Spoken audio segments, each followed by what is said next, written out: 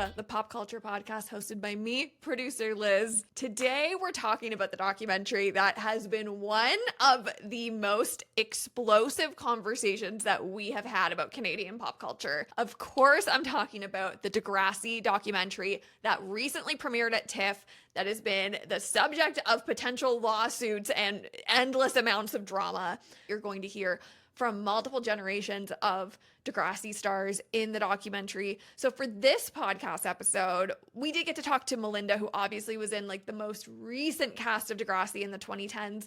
That's also the version of Degrassi that I grew up watching regularly. I was the kind of kid that was tuning into Much Music to watch the new Degrassi episodes live and was tuning into the after shows after every episode, which featured a live studio audience and cast from the show talking about the episode that had just aired. And thinking about TV today in 2025, like we don't have that kind of culture anymore. So I want to give you a little bit of my perspective on what it was like to watch that show live and then to have the live follow-up, because it was truly insane. The way that now when you finish watching like a new episode of The Summer I Turned Pretty, you log into TikTok and see what everyone's posting about it. You could do that by keeping your TV on, because as soon as the credits started rolling on the episode, it would smash cut to Lauren Toyota and Phoebe in the Much Music studio or in a big Degrassi set with the stars of Degrassi talking about what we had just watched for the last like hour or half hour. And you heard the audience like screaming and cheering and being very vocal about how they felt about it as well. So you really felt like you were a part of not just a digital community with like, you know, faceless numbers of people. You see a post on Threads or you see a TikTok that has like 70,000 likes on it, and you think like, oh my God, so many people think the same thing I think. It was like that, but it was so much better because you could see faces of real people your age, like actual real fans of the show in person all together. And for those of us that weren't there in person, we could still like post in and like tweet in like our thoughts. They might get read on screen or our questions might get read on screen. And it was really this very like tangible community that you could like feel like you were a part of once a week or a few nights every week. It was so incredible. And it was all hosted by the Much Music VJs. And they were this very much like connective tissue between the shows that we were watching and the stars and the fan community. Like they brought it all together in a way that was so magical. It was such a special way of watching TV. And it made you want to watch television that maybe you weren't even invested in. Like I remember watching Pretty Little Liars at a point in the show where it was like, my God, I don't even care who A is anymore. Like we're just so like in the deep end of what this show is about. But it was so fun to tune in because during the commercial breaks, it would be like Liz Trenier or Phoebe or Lauren or someone like cutting in and like talking about what we had just watched in the last scene and like reading tweets and connecting all of us together. And that's what made it fun to watch television. When it comes to Degrassi specifically, there was something that was so special about one of the biggest shows in the world being a Canadian show, having a live Canadian hosted studio audience, the coolest Canadians hosting these conversations, and then the cast being so open about like their lives and what it was like to play these characters and bring these stories to life. God, I want to bring that back so badly. If I could host like a Twitch channel or a live YouTube stream where we could do that, that's my dream. And maybe there's like a version of late night scrolling where we can get there in the future. But this was such a special episode for me to put together for you guys, to talk to Melinda about her experience playing Allie, to talk to Lauren about the live aspects of Degrassi. And a longer interview with Lauren is also on the way. So you'll hear a full conversation with Lauren about what it was like to be a part of Much Music and how it's transitioned into her new exciting, incredible world called Hot for Food. You'll see that in the next episode that's going to come very quickly after this one. But let me know what you think of the Degrassi documentary once you watch it, because I am dying to talk about this with you guys. And I just want to see it again for myself, so I know the differences between the press cut that I saw and the same version that all of you saw. But I'll throw it over now to my conversations with Melinda and Lauren. I feel like I've been watching you in glam for years and years. I was revisiting the Degrassi after show, preparing for this interview, and I was looking at all those looks you guys used to churn out for that weekly press that 2010s fashion was really giving. So that was actually us. That was the only time you got to see us. And I think because we were so, not repressed, but we never styled ourselves for the majority of our lives, that on that one Friday afternoon, we would just give our all. Okay, and that's exactly what I wanted to start with because it really felt like those moments, and especially the stuff with Much Music and with the Much Music VJs, which were like, the queens of Canada at the time for pop culture. It felt like those were the moments where we started to get the door cracked open but to like getting to know who you guys were as people and not just as like the characters you were playing. And I'm wondering, because the documentary focused so much on what was happening behind the scenes of making the show, what do you remember about the behind the scenes of all of the fanfare that came with Degrassi and in those big moments when people were asking about these crazy things your character was going through and you were kind of being you trying to defend and talk about what was happening with Allie? Yeah, it was quite surreal to experience the fans in real life because we film in studio and we put out content, but as the consumer, they watch it. So there's always this feeling like they know us so much, like a long lost cousin that you just finally just bump into. And for myself, having been a fan of the show, I know what that's like to be on the recipient side of that. I'm having that experience today, being with some of the OGs doing cast. I don't think I'll ever get over it. So it just feels like a mutual appreciation because the greater collective is just, Degrassi is such a collective consciousness of just the teen life experience, especially in Canada. So I think it's a mutual appreciation for, A, thanks for watching the show, B, thanks for making the show. And so it's always been nice to just meet the people who we make it for. And I might be wrong about this, but I really don't think I am. I think you might be one of the only sections of Degrassi that got to watch the episodes in real time with the fans at those kinds of events and to really see the exact to the minute reaction of what was happening on those episodes. You were so front facing with the live, unfiltered reactions. In one of the episodes I was rewatching, there's even someone in the audience that was talking about how when Allie was going through the abusive relationship, they were like, he's the devil, she deserves better. And I'm like, oh my, I think you're one of the only characters that got to hear and see that as it was airing live on TV. Yes, it was quite surreal. When I started the series in 2008, it was on CTV and there were like 13 episode orders at the time. So it was, one episode a week. But as MTV acquired it, it became a telenovela and we were now doing like 56 plus episodes a season. So a new episode would air every single day. And then on Friday, all of them would air at the same time. So it was quite a marathon. So when we were filming every single day, there was no way that we could watch it. So it would be on that Friday that we got to see what we did. And it's always different because we just, we're in studio filming it all, but to see it edited all together, there were so many storylines that we weren't involved in that were being shot at the same time. So you watch it, and so we feel like we're watching the show also. I didn't always watch my parts because I just was like, I know it's happening. But it was really cool to see what the other cast members were doing while they were at the studio, even if we didn't cross over in our scenes. Such a unique moment in Canadian television. It really feels like that 2010s era of Degrassi owning. I love the word you're using, telenovela, like that, really that style of all the teens in Canada gathering around to watch the same show and talking about it. We haven't really had that since your cast. And I wonder if you can reflect on how much has changed and maybe what stayed the same when you look back on that time and think about how like electric it was to watch Canadian television then. I think as the Degrassi slogan is and always will be, like it goes there and it always went there. And I'm sure if they made an iteration in the future, it will go there. And I think whether it was 13 episodes or a zillion episodes, it was always that shock value that I think is the part that you, even reading the scripts in the read throughs, you'd flip the page and be like, I do what? And so it's the same way experiencing it when you're watching it.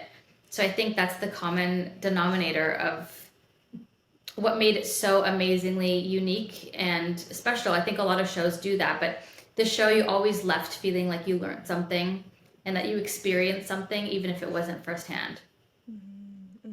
Well said. I was so happy to see you in the documentary specifically because I always felt like Ali was a character that you did such a good job like speaking to, defending, shedding light on as those episodes were airing. Poor Ali went through the ringer again and again and again, never got a break, was always going through something. So I wonder for you joining the documentary, was there something specific that you were hoping to contribute or add or put into the legacy of Degrassi by being able to share your side of what was happening behind the scenes? Yeah, I felt really lucky to be part of it as well because I, even while watching it, realized what a big legacy that I am part of. But I think the thing I mainly wanted to contribute was just the message that we grew up with the characters. I grew up experiencing Ali the same way everybody else did, but I also experienced life through Ali. And so a lot of people, say I played the character, but I honestly don't think I think from ages 16 to 24, I put Melinda away for a little bit and I lived as Ali. And when I was home, I was memorizing Ali's lines. And on the weekend, I was catching up from Ali's craziness and her dramas and her, the body doesn't always necessarily know what's yours and what is fictional. I think now as an actress, I've learned and studied a lot on how to separate it. But at the time, there is a bit of a transference. And so as I'm, in my early 30s and I'm reflecting on that journey, I thought it feels so surreal to have been a fan of the show, to have grown up on the show, and then now as an adult to be reflecting about my time on the show. I think a lot of actresses have really amazing careers and experiences, but for me, it just feels like a full fat process of just like what a growing up in showbiz experience has been like, and I just feel really, really lucky throughout it all. Has connecting and reconnecting with the cast throughout this process changed your own perspective on being a part of the Degrassi legacy and being a part of the documentary? Yeah, so there's a couple cast members that I have stayed very close to, um, and there has been no time apart. And I think for me, it's been a newfound respect for some of the cast that paved the way for me to just step into an already well-oiled machine of a legacy.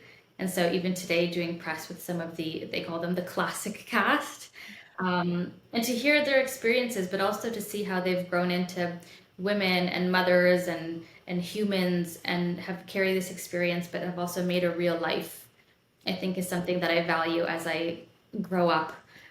Is being an artist and giving so much to the public, but also honoring your true existence. So I think that part is I'm always admiring just adults and how they've navigated their paths. And I think seeing people that I used to just like watch on TV still thriving and being healthy and happy, I think that's encouraging to it can get better. It doesn't always have to just be like then you're a child star that like crashed and burned. Yes, absolutely. And that is very similar to the reaction that I had watching the documentary and seeing like I was part of the generation that grew up watching the 2010s cast first before revisiting the older series. So it was so nice to see so many faces coming back and talking about kind of where you all ended up and what you were doing today. And I think there was a theme throughout a lot of the documentary, regardless of the specific piece of the Degrassi puzzle people were speaking to, where there was almost like a shared reverence for your time on Degrassi, but also this feeling of like there's so much more truth to Degrassi than maybe the public ever knew about. And we got some of those big drops that I won't spoil because people are going to hear this and then go watch the documentary. But I wonder, watching back the whole documentary and hearing from your friends, hearing from the cast members, their perspectives, were you learning as well about some of what people were experiencing, or did you feel like, oh, this is the representation of Degrassi that I also knew and maybe saw some of during my time making the show? Watching it, I learned so much. I I actually didn't know the true beginning, like day one origin of it. I knew Linda was a school teacher. I knew she saw gaps in, things that kids wanted highlighted and could be exposed to help other kids learn about life. And I knew kind of roughly how it came to be, but I didn't understand some of the little things. And, some of the OG classic cast are like, you guys are so lucky. You had hair and makeup and you had wardrobe and you didn't have to do dishes. So for that part, I feel very lucky that I came on when I did, but I think a true testament to being an innovative person and just seeing a gap in what needs to exist and then making it. And, no one's perfect. We all grow up and can do something better in the future and that we didn't have experience about in the past. But I think, taking accountability for it and just moving on, I think is exciting to see just what has been the Degrassi legacy, and just the fans are really in love with it in whatever capacity it is. And I'm just excited to see them on the premiere and how they react to it. I think like the moving on piece of the puzzle is such an interesting part of like legacy building and legacy defining, because there has to be a point where people start to move away so that it can actually live and breathe as its own piece of history. One moment when that started to happen for me was when Drake did the music video, obviously, and it was like a more public facing reunion with cast members, and people kind of got to see that and move with it. But I'm wondering for you, is there a moment behind the scenes with your friends, with the cast members, where you felt like, oh, now I can leave that piece and start to move forward, whether it was part of this documentary or otherwise? Yeah, I think after I wrapped, I really made a conscious effort to like almost never even mention Degrassi anything. Not because I wasn't proud of it, but because I had to almost remove myself to create a new path in my identity, a new, turn in the road. And I feel like I almost took roles on that were like revenge, the opposite, like gangster crack movies and just action stuff, and just really completely opposite horror films, that kind of thing, so that I wasn't Ali. And I think once I paved a new path for myself and I really identified Melinda, I was excited to come back and reflect on it, because I feel like my whole life hasn't just been Degrassi. It's been a major, amazing part of it. But I think leaving it and coming back to it consciously almost gives me that time to reflect on what I did, versus being like, I did Degrassi, I'm on Degrassi, do you know Degrassi?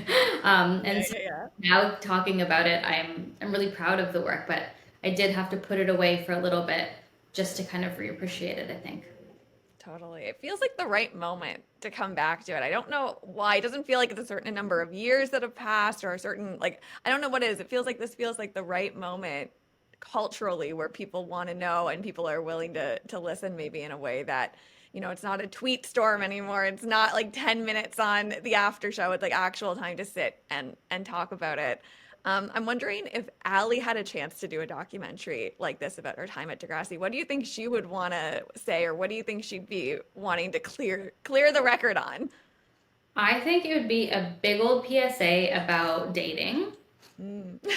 She just has like so much history. I think I dated every boy in that show. And I think she's just gathered a lot of experience that truthfully I took from in my real life. And I think that she'd have a really amazing podcast about dating, or she'd have a documentary. Like the Caller Daddy of Canada or something. Like, She would have done it first. She would have done it first. And yes. She would just stand up for what it's like to live in your authentic truth, because she had a double life with strict parents. She was the one that was repressed in her fashion and in her lifestyle choices, and really pushed through to not, she did it behind her parents' back, but eventually they became to a common ground and they started to find that balance. And I think that, to me, that wasn't my lived experience. My parents were always like, do whatever you want. But I think representing that for so many people is so beautiful. And I have girls that come up, off the street, and they just tell me, after seeing Ali, I was able to talk to my parents about wanting to date, or about wearing different fashion choices, or about staying out later. And I just know that, as a fictional character, if I made a little bit of a dent, Ali would just run with that.